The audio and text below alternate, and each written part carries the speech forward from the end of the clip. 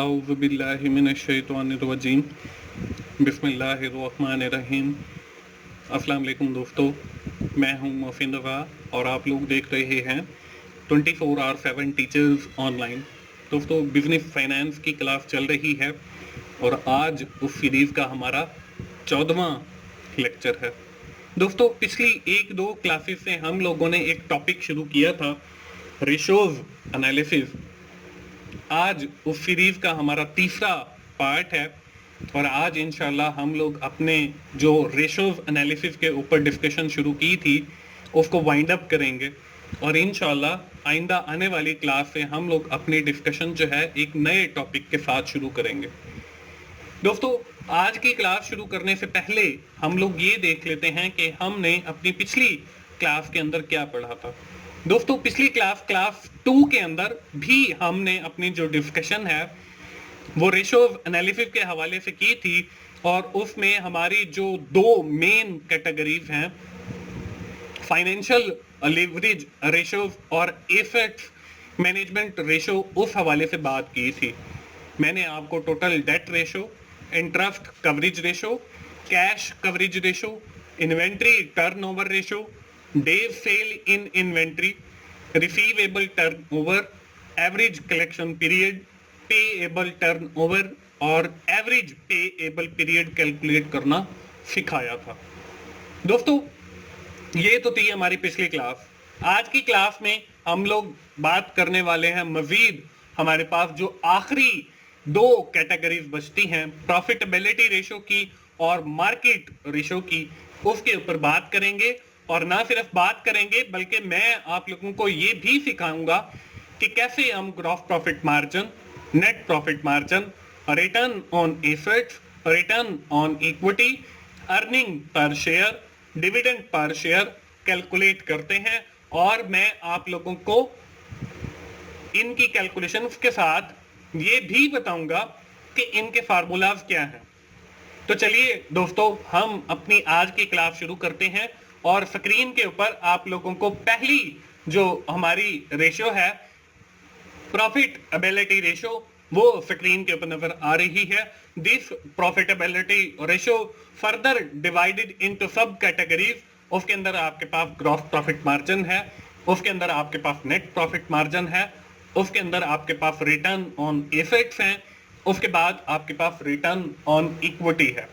हम बारी बारी इन सब को लेंगे और इनके फार्मूलाज के साथ मैं आप लोगों को इनकी कैलकुलेशन भी सिखाऊंगा, जैसे कि मैं पिछले 2 लेक्चर से हम लोग सीखते आ रहे हैं। दोस्तों, हमारी जो प्रैक्टिस एक्सरसाइज है वो वही रहेगी जो पिछली 2 क्लासेस से हम लोग करते चले आ रहे हैं। हमारी जो आज की पहली रेशो है that is known as the gross profit ratio. हम इसके अंदर ग्रॉस प्रॉफिट रेशो कैलकुलेट करना सीखेंगे। ग्रॉस प्रॉफिट रेशो को कैलकुलेट करने का जो फॉर्मूला है, gross profit divided by net sale. अब देखें, हमारा जो ग्रॉस प्रॉफिट है वो इनकम स्टेटमेंट से हमें मिलेगा और नेट सेल्स भी हमारी इनकम स्टेटमेंट के अंदर है। अब देखें, ग्रॉस प्रॉफिट जो है वो हमारा 607 है जो कि यहाँ पे नजर आ रहा है। उसके बाद हमारी जो नेट सेल्स हैं वो 2262 की हैं। तो जब हमने 607 को तकसीम किया 2262 के साथ तो हमारे पास 0.2683 आ गया। जब हमने इसकी फ्रैक्शन को खत्म करने के लिए मल्टीप्लाई बाय 100 किया तो हमारे पास 26.83% जो है ग्रॉस प्रॉफिट मार्जिन आ गया। तो अब ये देखें कि हमारी the result shows that the company have 26.83% gross profit with respect to the sale, कि आपकी जो सेल है उसका 26% जो है वो आपका ग्रॉस प्रॉफिट है। दोस्तों, इसके बाद आज की क्लास की हमारी जो दूसरी रेशो है in the head of the profitability ratio that is known as the net profit margin. अब नेट प्रॉफिट मार्जिन हम कैसे कैलकुलेट करते हैं, उसका जो फॉर्मूला है वो है net profit divided by net sales. अब हमारा जो नेट प्रॉफिट है वो यहाँ पे आखिर के अंदर आपको नजर आ रहा है जो कि 86 है।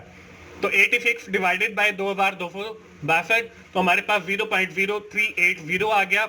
इसको मल्टीप्लाई बाय 100 किया तो हमारे पास 3.80% आ गया। और this result shows that the company has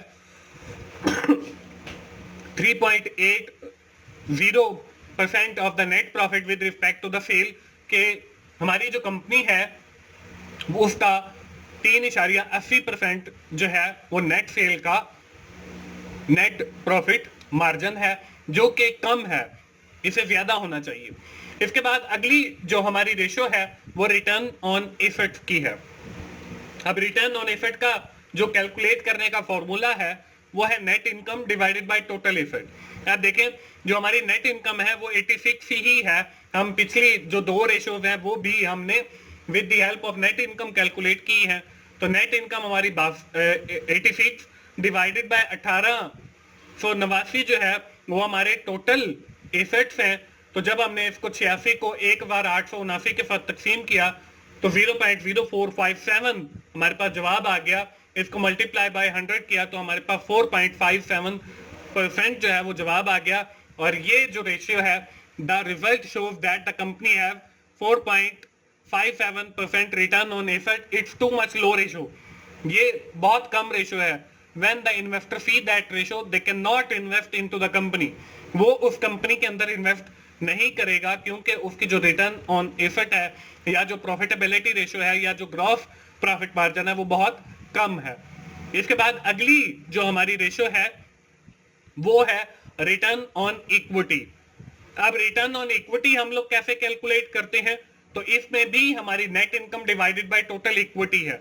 तो हमारी जो नेट इनकम है वो 86 ही रहेगी और जो हमारी इक्विटी है वो आपको बैलेंस शीट के अंदर इक्विटी वाले पोर्शन के अंदर 805 लिखा हुआ नजर आ रहा है। तो हमारी 86 डिवाइडेड बाय 805 यानी कि 86 तकसीम 805, तो हमारे पास जो जवाब आया वो 0.1068 आ गया। इसको जब हमने मल्टीप्लाई बाय 100 किया तो 10.68 जो है वो हमारा जवाब आ गया।